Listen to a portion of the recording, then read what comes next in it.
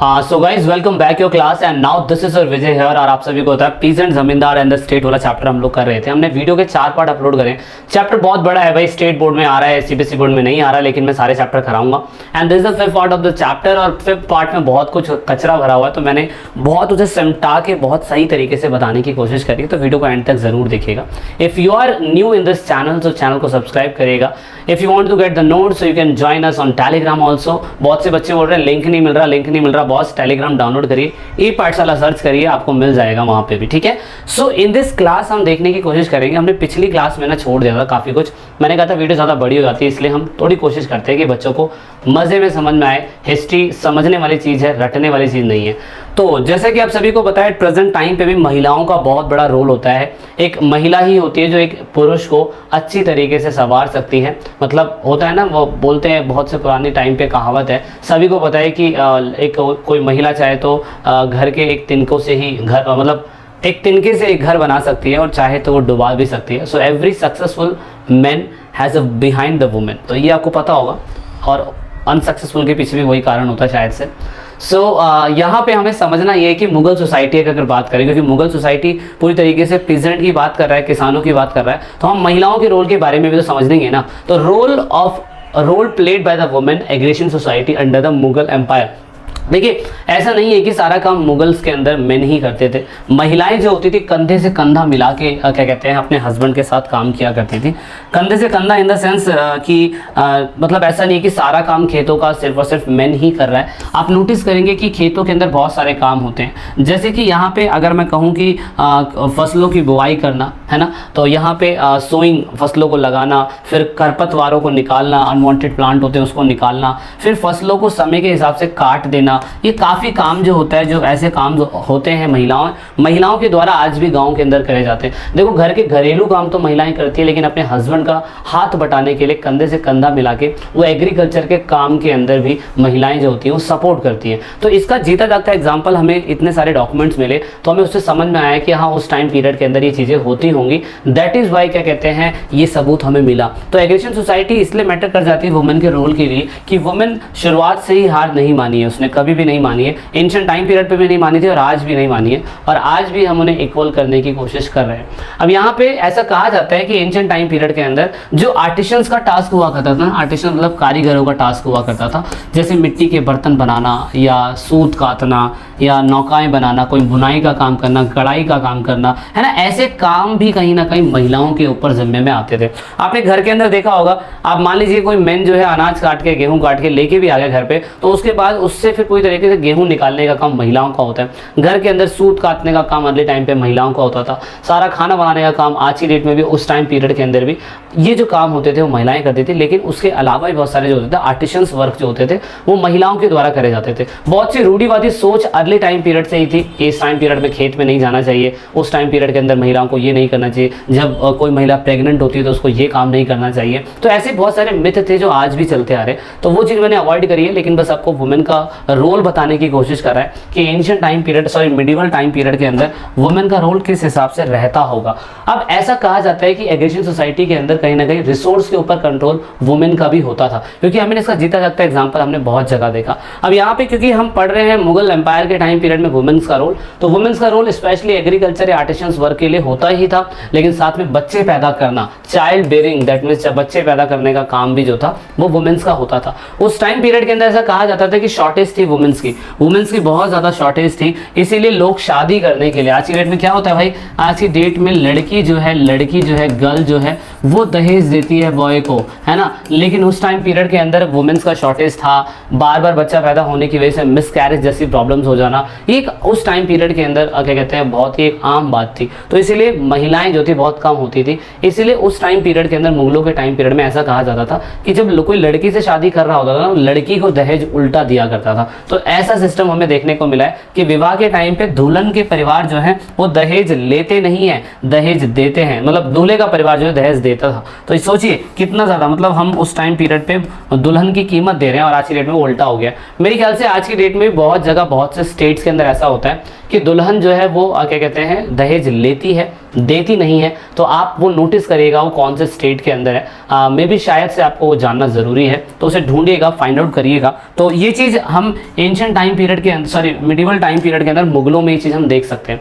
Even बहुत बार ऐसा देखा गया है कि क्योंकि वुमेन्स की शॉर्टेज हुआ करती थी, तो राजस्थान, गुजरात और मध्य प्रदेश के हमें ऐसे डॉक्यूमेंट्स देखने को मिले, राजस्थान के बाद फिर आपको पता हरियाणा, पंजाब, इधर भी ऐसे डॉक्यूमेंट्स देखने को मिले कि वहाँ पे उस टाइम पीरियड के अंदर महिलाओं की कमी होती थी। महिलाओं की कमी होती थी, तो जो विधवा होती थी, डिवोर्स वाली होती थी, या जिनके हस्बैंड की डेथ हो गई है वो होती थी, तो उन सभी को उस टाइम पीरियड पे रीमैरिज करने का अलाउ था। क्योंकि भाई वैसे ही महिलाएं नहीं है तो ऑफकोर्स रीमैरिज करने का अलाउ तो होगा, तो उस टाइम पीरियड पे इसे लीगल माना जाता था। एट प्रेजेंट टाइम पे भी ऐसा ही हो रहा है कि जो महिलाएं चाहती है कि दोबारा शादी करना, घर बसाना, तो of course they have a rights, वो कर रही हैं और उन्हें करना भी चाहिए, है ना। तो अब राइट्स हैं तो आप यूज़ करिए। अब यहाँ पे ऐसा कहा जाता है कि जो हमें डॉक्यूमेंट्स मिले हैं ईस्ट इंडिया कंपनी के, मुगलों के, और इवन राजस्थान, गुजरात और महाराष्ट्र के कुछ लोकल लैंग्वेज के अंदर भी हमें डॉक्यूमेंट्स मिले, उसमें हमें ये मिला है कि वेस्टर्न इंडिया के डॉक्यूमेंट्स हमें ये पता चला कि बहुत सी वुमेन्स ने अपने हस्बैंड के प्रति कंप्लेंट्स भी करी पंचायत के अंदर। पंचायत के अंदर कंप्लेंट इसलिए करी है क्योंकि ऐसा कहा जाता है कि उनके हस्बैंड जो है ना, वो कहीं ना कहीं क्या कहते हैं, कहीं ना कहीं मतलब बच्चे पैदा करने के बाद वो बच्चों पे फोकस नहीं करना, काम काज पे फोकस नहीं करना, दारू पी के पड़े रहना, ऐसे बहुत सारे कंप्लेंट्स देखे गए हैं जो उस टाइम पीरियड पे मिले हैं। तो कहने का मतलब ये है कि वो पंचायत से हमेशा दरख्वास्त करते हैं कि उसे इंसाफ मिलना चाहिए, उसको सही जस्टिस मिलना चाहिए। तो मुगलों के टाइम पीरियड पर भी ये चीज़ें देखने को मिली कि महिलाओं के साथ ऐसा होता था। तो उसके बाद जो नेक्स्ट टॉपिक है वो हमारा है women's had the right to inheritant properties. मतलब कहने का मतलब ये था कि ancient time period, medieval time period के अंदर कहीं ना कहीं ये देखा गया था कि जो महिलाएं थी उनको पूरी तरीके से अपने फादर की संपत्ति रखने का अधिकार होता था, जिसका जीता जागता एग्जांपल हमने पंजाब के कुछ प्लेसेस से देखा। पंजाब के कुछ प्लेसेस से देखा तो हमने समझ में आया, क्योंकि हमें वहाँ के सबूत से समझ में ये आता है कि जो भी क्या कहते हैं महिलाएं होती थी, चाहे वो डिवोर्स वाली महिलाएं हों या कोई भी हो, उनको अपनी प्रॉपर्टी को रखने का, संपत्ति को रखने का और बेचने का अधिकार होता था। दूसरा फिर हमने ये देखा था कि भाई कैसे जो हिंदू और मुस्लिम के बड़े बड़े जमींदार की महिलाएं थी, उनके साथ भी सेम यही प्रॉब्लम था कि वो अपनी ज़मीनों को गिरवी रखने के लिए, बेचने के लिए, खरीदने के लिए 18वीं सेंचुरी के टाइम पीरियड के अंदर बंगाल के अंदर पूरी तरीके से स्वतंत्र थी। तो ये चीज़ हमें समझ में आता है। उसके बाद फिर हमें आगे टॉपिक देखना होगा, हमें समझना होगा कि देखिए इन मिडिवल टाइम पीरियड के अंदर जिस समय 16 to 17 सेंचुरी चल रहा था, 18वीं सेंचुरी की शुरुआत हुई थी, तो उस टाइम पे कहीं ना कहीं हम ये भी देख सकते थे कि मुगलों के टाइम पीरियड पे सारी की सारी ज़मीनें एग्रीकल्चर के लिए नहीं होती थी। बाबर ने जितनी भी ज़मीन कैप्चर करी होगी, देन हुमायूं ने करी होगी, देन उसके बाद क्या कहते हैं आपके अकबर ने करी होगी, समय के साथ साथ सारी ज़मीनों को बढ़ाते चले गए। लेकिन बाबर के टाइम पीरियड पे जितनी ज़मीनों पर वो कैप्चर कर पाए थे, तो उनमें से सारी ज़मीनों के ऊपर एग्रीकल्चर नहीं होता था। तो इसलिए हम सारे सभी के सभी एग्रीकल्चर रिलेशन के बारे में, क्योंकि इस चैप्टर में तो पढ़ ही रहे हैं, लेकिन हमें ये भी तो जानना होगा कि एग्रीकल्चर के अलावा कुछ ऐसी प्लेसेस भी हैं जहाँ पे एग्रीकल्चर नहीं होता, तो वहाँ के लोग कैसे रहते होंगे। सो यू कैन सी दिस कि मुगल साम्राज्य के अंदर कुछ वनवासी भी रहते होंगे फॉरेस्ट के अंदर, क्योंकि ऐसा कहा जाता है ये लोग जंगली इस्तेमाल शब्द करते थे इनके लिए। तो अगर मैं कहूँ कि मुगलों का टाइम पीरियड है या बाबर के टाइम पीरियड को इतना इलाकाई कैप्चर अगर कर पाए होंगे, तो इधर पे जितने जितने इलाकों पे अगर एग्रीकल्चर होता होगा, तो कहा जाता है सिर्फ और सिर्फ 40% पे, 40% पे according to the estimate based on the contemporary source and average 40% of the land was covered by forest. मतलब 60% लैंड पे एग्रीकल्चर होता था और वहीं से ही बाबर जो था टैक्स लिया करता था। लेकिन 40% लैंड ऐसा होता था जहाँ पे जंगली लोग या जहाँ पे ऐसे लोग जो पूरी तरीके से या तो बहुत बड़े पहाड़ों के अंदर रह रहे हैं, पहाड़ों के ऊपर रह रहे हैं या घाटियों के नीचे रह रहे हैं। So on that time Babur जो था वो एबल नहीं था कि उनसे भी टैक्स ले सके, तो ऐसे लोगों के लिए जंगली शब्द इस्तेमाल करा गया। आज की डेट में जंगली शब्द उन लोगों के लिए इस्तेमाल करते हैं जो पूरी तरीके से असभ्य हैं, अनसिविलाइज्ड हैं। हम बोलते हैं ना भाई क्या जंगली जैसा बिहेव कर रहा है, तो दैट इज वाई। बट उस टाइम पीरियड के अंदर हम जंगली शब्द उनके लिए इस्तेमाल करते थे जो जंगल में रहते थे। मतलब वो सारे लोग जो पूरी तरीके से गैदरिंग करते थे फॉरेस्ट के अंदर, हंटिंग करते थे, शिफ्टिंग, कल्टिवेशन करते थे, फॉरेस्ट की चीज़ों से ही सामान को लाना ले जाना या उनसे ही बिजनेस करना वगैरह वगैरह चीज़ें पूरी तरीके से जंगली लोगों के लिए इस्तेमाल में लाई जाती थी। तो कहने का मतलब ये था कि जब बाबर था तो उसने बताया कि 40% जमीनों के ऊपर क्या कहते हैं अगर पूरा का पूरा फॉरेस्ट कवर है, तो कहीं ना कहीं वहां से तो लैंड रेवेन्यू मिलेगा नहीं। अगर लैंड रेवेन्यू नहीं मिलेगा तो करे क्या फिर। सो दैट इज वाई ऐसा कहा जाता है कि उनमें से एक भील जाति थी। अभी पेपर के अंदर एमसीक्यू का क्वेश्चन आएगा, याद रखिएगा भील जाति का प्लेस राजस्थान, मध्य प्रदेश, महाराष्ट्र, इधर के कुछ कुछ इलाकों के अंदर भील जाति थी जो रहती थी। और ऐसा कहा जाता था कि वही लोग थे जो बाबर के टाइम पीरियड के अंदर मोबिलाइज करते थे, एक प्लेस से दूसरे प्लेस पे मौसमों के हिसाब से माइग्रेट करते थे। मौसम में मछली पकड़ना, मानसून के टाइम पे फसलों का अलग अलग तरीके से खेती करना, और उसके बाद सर्दियों के टाइम पीरियड में जानवरों को मार के शिकार करना। वनों के अंदर ये जनजाति जो थे इतने लंबे समय से रह रही थी, जो मैं कह सकता हूँ ये वही लोग हुआ करते थे जो बाबर को टैक्स नहीं देते थे। अब बहुत से ऐसे लोग भी होते थे जो टैक्स ना देने की वजह से जंगलों में भाग जाते थे। तो जंगलों में जो भाग जाते थे उनके लिए क्या कहते हैं, आप देखेंगे कि बाबर का स्टेटमेंट बिल्कुल अलग था। बाबर ऐसा कहता था कि जंगल एक ऐसी जगह है जहां पे एक तो लोग क्या कहते हैं कर टैक्स देने की वजह से छुपते हैं, दूसरा वो ये भी बोलता है कि जो इंसान मुगल टाइम पीरियड में मुगलों को परेशान करता था उनके लिए छुपने के लिए बेस्ट जगह थी जंगल। तो इसीलिए यहाँ पे हम कह सकते थे कि बाबर ने यही कहा कि उस टाइम पीरियड के अंदर Babur says that jungle provided a good defence, मतलब जंगल जो है उन लोगों को एक अच्छा डिफेंस प्रोवाइड करता है जो टैक्स नहीं देना चाहते। उनका कहने का मतलब देखिए यहाँ पे एक शब्द आया है आपका परागना। तो ये शब्द क्या है, परागना। ये शब्द पेपर के अंदर पूछा जाता है, इसका डिफाइन पूछा जाता है, तो इसको अलग से जरूर ढूंढिएगा। यहाँ पे कहने का मतलब यही है कि वो ये कहने की कोशिश कर रहे हैं बाबर भी कि भाई वहां से तो हमें टैक्स मिल नहीं रहा है, वहां से हमें कुछ भी फायदा नहीं हो रहा, तो करे क्या वहां के लोगों के लिए, या उन लोगों से किया क्या जाए। तो इसीलिए उन लोगों ने क्या करा, उन लोगों ने ये कहा कि ठीक है ऐसा कर सकते हैं,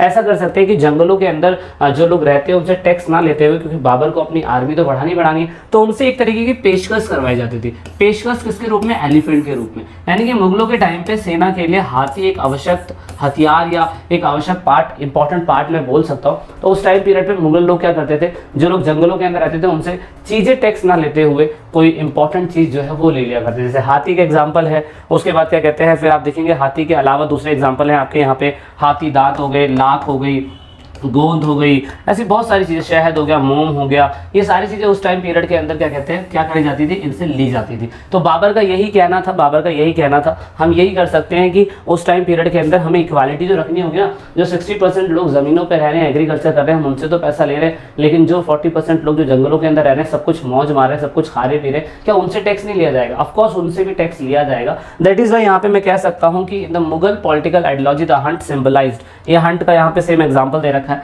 कि कैसे जो क्या कहते हैं आपके यहाँ पे दिखा रखा है किस तरीके से शाहजहां जो है वो नील गाय को मार रहे हैं। वो ये दिखाने की कोशिश कर रहे हैं कि जंगलों के अंदर जो नुकसानदायक चीज़ है जिससे समाज खराब हो रहा है या दूसरे लोग डिस्टर्ब हो रहे हैं उनको मार दिया जाएगा। सेम ऐसा ही जो लोग जंगलों के अंदर रहते हैं और टैक्स नहीं देते हैं उनके लिए कहीं ना कहीं जो मुगल लोग हैं वो बहुत ही ज़्यादा निरंकुश है या बहुत ही ज़्यादा मैं कह सकता हूँ क्रूल है। तो इस तरीके से बार्टर सिस्टम स्टार्ट करा गया। जिन लोगों को एग्रीकल्चर के टाइम पीरियड के अंदर पैसा नहीं दिया जाता था या सामान नहीं दिया जाता था उनसे बार्टर सिस्टम इस्तेमाल करा गया। तो जंगलों से हाथी लिए जाते थे और हाथी एक ऐसी स्पेशल वस्तु हो सकती है या चीज़ हो सकती है जो वो वॉर में इस्तेमाल कर सकते हैं। और दूसरा यही नहीं, अगर जंगल के लोग गाँव के लोगों से कुछ चीज़ खरीदना या बेचना चाहते होंगे तो वो बार्टर सिस्टम के रूप में इस्तेमाल करते होंगे। मतलब जिसके पास मच्छी है वो उसको गेहूँ दे देता होगा, जिसके पास खुलाड़ी है वो उसको कुछ दे देता होगा। ये बार्टर सिस्टम था और उस टाइम पीरियड के अंदर बार्टर सिस्टम बहुत ज़्यादा इस्तेमाल होता था। अब यहाँ पे लास्ट टॉपिक भी हम बात करेंगे जो चैप्टर को खत्म कर देगा, वो है आपका जमींदारों का रोल। देखिए जमींदार में शुरुआत से बताते आ रहा था जमींदार इलेक्ट कैसे होते हैं, उनका क्या काम होता है और किस तरीके से वो ब्राइब भी लेते थे और कैसे निचली जात को परेशान करते थे। और फिर हमने देखा था कि जमींदारों के अंदर जाति पंचायत का कितना रोल होता था, बहुत सारी चीजें हमने देखी थी। लेकिन हमें इतना पता है कि जितने भी जमींदार होते थे ना, चाहे वो मुगलों के टाइम पे हो चाहे वो क्या कहते हैं एट प्रेजेंट टाइम पे हो, all they have a power to use the social and economic privilege. मतलब इन सभी लोगों के पास आर्थिक और कहीं ना कहीं सामाजिक आज़ादी से जीने का अधिकार इनको होता था। अब यहाँ पे ऐसा कहा जाता है कि इन लोगों के पास जमींदारों के पास आपको ज़मीन तो बहुत ज़्यादा होगी ना, तो उसे मिल्कियत शब्द बोला गया, ठीक है। अब यहाँ पे जमींदार अपनी निजी संपत्ति का इस्तेमाल करके कुछ भी कर सकते थे। मतलब इनकी ज़मीनों पे कोई काम ये खुद तो करेंगे नहीं, ऑफकोर्स दूसरे किसान आएंगे। दूसरे किसान कौन से, फाइस्ट किसान आएंगे या खुदकश किसान आएंगे। यही लोग हैं जो लेबर्ड के रूप में इनकी ज़मीनों पर काम करते होंगे, क्योंकि ये लोग कभी काम तो ना करेंगे। तो इसीलिए जमींदारों के पास पावर होती है कि वो अपनी ज़मीन को बेच सकता है, डोनेट कर सकता है या कुछ भी कर सकता है अपनी मिल्कियत को, जमीनों को, क्योंकि इनकी जमीन कम नहीं होती थी, बहुत ज्यादा होती थी। तो जमींदारों के पास क्या क्या फायदे होते थे, जमींदारों के पास रेवेन्यू कलेक्ट करने का फायदा होता था, जो उस टाइम पीरियड में मुगल लोग उनको कहते थे। वो उनके पास अपनी खुद की आर्मी होती थी, उनके पास अपने खुद के किले होते थे, अपने खुद के सेना होती थी, खुद के कहीं कहीं देखा गया कि उनके खुद के घुड़सवारक होते थे, कैलेवरीज होती थी, इन्फेंट्रीज, आर्टिलरीज, इन सब के खुद होते थे। तो ये उनका रोल था, ये बहुत फायदा उनको होता था। कहीं कहीं ऐसा भी देखा गया कि जो बड़े जमींदार राजपूत टाइप के, ब्राह्मण टाइप के जमींदार होते थे, नो डाउट वो छोटे जमींदारों या छोटे किसानों के साथ भेदभाव करते होंगे। ऐसा हमें आयन अकबरी के अंदर जानने को मिलता है। आयन अकबरी क्या है अभी हम आगे पढ़ लेंगे, तो यहाँ पे हमें ये इसमें थोड़ा सा देख लेंगे। उसके बाद जितने भी बड़े जमींदार होते थे वो अपनी मिल्कियत के ऊपर ऐसा करते थे कि कभी कभार वो क्या कहते हैं किसानों के लिए सामान बेचने के लिए बाजार की स्थापना भी करवाते थे। मतलब अगर जो बड़े जमींदार है उनको फसलों को खरीदना है बेचना है तो दुकान सेटअप होता था, तो सेटअप होने के लिए जमींदार अपनी जमीनों के ऊपर बहुत बड़े इलाके पे चीजें सेटअप करवाते थे। नो डाउट कि जमींदारों का रिलेशन कहीं ना कहीं किसानों से उनके फादर या एंशिएंट के टाइम पीरियड से होता था, इसीलिए वो उन्हें एक्सप्लोर तो करते थे लेकिन उनका रिलेशन काफी सालों से मेंटेन रहता था। तो इसीलिए आप देखेंगे कि सिस्टम कई सालों से चलता आ रहा था। अब यहाँ पे मुगलों के टाइम पीरियड पे रेवेन्यू सिस्टम जानना जरूरी है। देखो मुगलों के टाइम पीरियड पे रेवेन्यू सिस्टम बहुत यूनिक था। जब भी बाबर आएगा उसको पैसे की जरूरत होगी, तो लैंड रेवेन्यू के हिसाब से जहाँ जहाँ पे खेती होती होगी वहाँ से हर किसान से पैसा लिया जाता होगा, या वहाँ पे कोई एक ऑफिसर अपॉइंट करा जाता होगा जो इस रेवेन्यू के बारे में देखेगा सोचेगा। तो इसलिए इकोनॉमिक अगर मैं बात करूँ पैसे के लिए इंपॉर्टेंट चीज़ यही होती थी कि पूरा का पूरा ऐसा एडमिनिस्ट्रेटिव सिस्टम को कंट्रोल करना, इंश्योर करना कि एग्रीकल्चर प्रोडक्शन के हिसाब से जो रेवेन्यू आना चाहिए, फिक्स रेवेन्यू आना चाहिए, वो आ रहा है या नहीं आ रहा पूरे के पूरे साम्राज्य के अंदर। क्योंकि राजा को अपना पूरा साम्राज्य चलाने के लिए पैसे की जरूरत होती है और पैसा रेवेन्यू जो है वो सिस्टम सामान से ही आएगा। इसलिए ऐसा कोशिश करा जाता था कि औरंगजेब के टाइम पीरियड से पहले भी शाहजहां हो गए, अकबर हो गए, ये लोग पूरी तरीके से कोशिश करते थे कि जो भी रेवेन्यू आए वो कैश के रूप में, कैश के रूप में आना जरूरी था। इसीलिए कैश के रूप में आने के लिए स्पेशली ऑफिसर्स को अपॉइंट करा जाता था। तो ऐसा कहा जाता था कि अगर मान लीजिए कि किसी को अपना रेवेन्यू देना है, टैक्स देना है, तो टैक्स देने के दो तरीके होते थे। नंबर 1 होता था असेसमेंट, जिसे हम लगान बोलते हैं, और दूसरा होता था एक्चुअल कलेक्शन।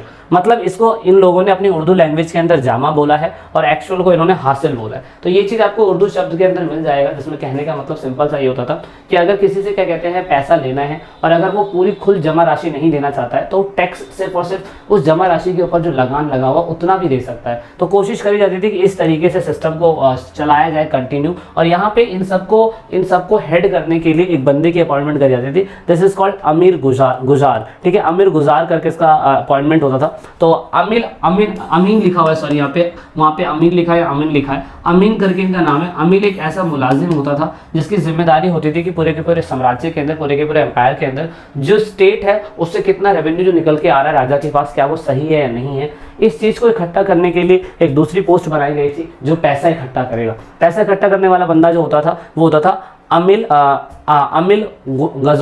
गजोर लिखा हुआ है यहाँ पे, लेकिन अमिल गुजार इसको पढ़ते हैं, ठीक है। तो इसका मेन काम ये होता था कि शेयर क्रॉपर से, फार्मर से, अकबर का मेन फरमान यही होता था इस बंदे से कि भाई रेवेन्यू इकट्ठा करे, टैक्स इकट्ठा करे, लेकिन कैश में इकट्ठा करे। अब कितना पैसा साम्राज्य के अंदर किस प्रोविजन से कितना आना था उसके लिए अमीन करके एक पोस्ट बनाई जाती थी। तो दोनों में वेरिएशन देख लीजिएगा, दोनों में वेरिएशन जानना आपके लिए बहुत ज़्यादा जरूरी है। अब यहाँ पे ऐसा कहा जाता था कि पूरे के पूरे साम्राज्य के अंदर जब अकबर आया, बाबर आया, हुमायूं आया, तो ये क्या करते थे, कल्टीवेटेड लैंड और नॉन कल्टीवेटेड लैंड दोनों लैंड को करते थे। देखिए जो कल्टीवेटेड लैंड है उससे टैक्स आना ही आना है, जो नॉन कल्टीवेटेड लैंड है उसमें कितना टैक्स आएगा, कैसे टैक्स आएगा, इसको मेजर करते रहना। अकबर ने कहा कि ये सब चीजें मेजर होती रहनी चाहिए, क्योंकि ये चीज अगर नहीं होगी तो समझ में नहीं आएगा कि साम्राज्य के अंदर या हर किसी परागना के अंदर या प्रोविजंस के अंदर कितना टैक्स आना चाहिए। यही सेम चीज काफी लंबे समय तक हुमायूं ने चलाई, यही सेम चीज काफी लंबे समय तक अकबर ने चलाई, देन उसके बाद औरंगजेब, शाहजहां, इन सब ने इसे कंटिन्यू रखा। लेकिन ऐसा कहा जाता है कि औरंगजेब के टाइम पीरियड के अंदर कहीं ना कहीं थोड़ा बहुत कहीं ना कहीं रिकॉर्ड में मिस हैपनिंग हुई है, तो हम पूरी तरीके से नहीं कह सकते। अब यहाँ पे आप ये मैप देख सकते हो, ये मैं आपको एक छोटा सिस्टम बताता हूँ, मनसबदारी सिस्टम। आई होप अपने क्लास 8 के अंदर मनसबदारी सिस्टम पढ़ा होगा। मनसब एक नौकरशाही लोग होते थे, नौकरशाह, that means at present time पे जैसे होता है ना कि IAS IPS ऑफिसर होते हैं जो किसी भी जिले के अंदर पूरी तरीके से ये बताने की कोशिश करते हैं कि इस जिले के अंदर ये IAS ऑफिसर, IPS ऑफिसर और इस जिले के अंदर इतने सारे गांव आते हैं और पूरे इसी के अंडर में, तो कितना रेवेन्यू होगा, कैसा इंसाफ मिलना चाहिए, वगैरह वगैरह, सिस्टम कैसा चलना चाहिए, वो उस टाइम पीरियड के अंदर मनसब होते थे। तो मनसबदार को पूरा एक बहुत बड़ा इलाका दे दिया जाता था। बाबर के टाइम पे, हुमायूं के टाइम पे, अकबर के टाइम पे मनसबदार लोग होते थे। इन मनसबदारों का मेन काम होता था, मान लीजिए कि इस मनसबदार को इतना इलाका दे दिया जाता है, इस मनसबदार से ये कहा जाता है कि इस पूरे के पूरे इलाके के अंदर जितना रेवेन्यू आएगा, जितना कुछ भी आएगा, वो सब तेरे को देखना है, नागरिकों की जिम्मेदारी तेरी है। वहाँ पे मेन ये कि तू यहाँ से कितना रेवेन्यू उठा के मुगल साम्राज्य को देता है वो तेरे ऊपर है। तो this is called the मनसबदारी system, और ये काफ़ी अच्छा चला था। एट प्रेजेंट टाइम हम मनसबदारी सिस्टम को अलग तरीके से इस्तेमाल में लाते हैं। अब यहाँ पे ऐसा नहीं था कि इंडिया उस टाइम पीरियड में जब मुगल लोग थे तो उन्होंने क्या कहते हैं अपने ही देश के अंदर ही व्यापार करा, ऐसा बिल्कुल नहीं है। ये लोग बाहर भी गए थे, बाहर इन लोगों ने टर्की से, ईरान से, चाइना से, इनसे बिजनेस करा था। और ऐसा कहा जाता है कि उस टाइम पीरियड के अंदर काफ़ी ज़्यादा मात्रा के अंदर ज़मीनों के ऊपर और मेडिटेरेनियन सी के आसपास के इलाकों तक, सब जगह तक मुगलों ने अपना नेटवर्क बिछा दिया था। और जब मुगलों ने अपना नेटवर्क बिछा दिया था तो आप नोटिस करेंगे, जब मुगलों ने अपना नेटवर्क बिछा दिया था तो आप नोटिस करेंगे कि कहीं ना कहीं इन लोगों ने फिर चांदी के सिक्के जो थे वो आने चालू हो गए। क्योंकि जब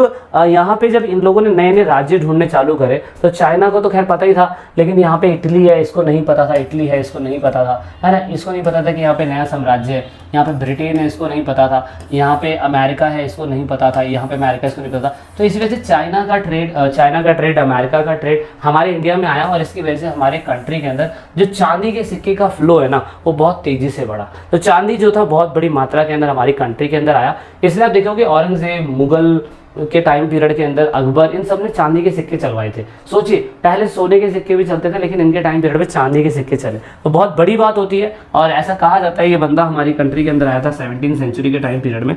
इसने बताया था कि इस टाइम पीरियड के अंदर कहीं ना कहीं चांदी के सिक्के बहुत बड़ी मात्रा में नकदी के रूप में इस्तेमाल में लाए जाते थे।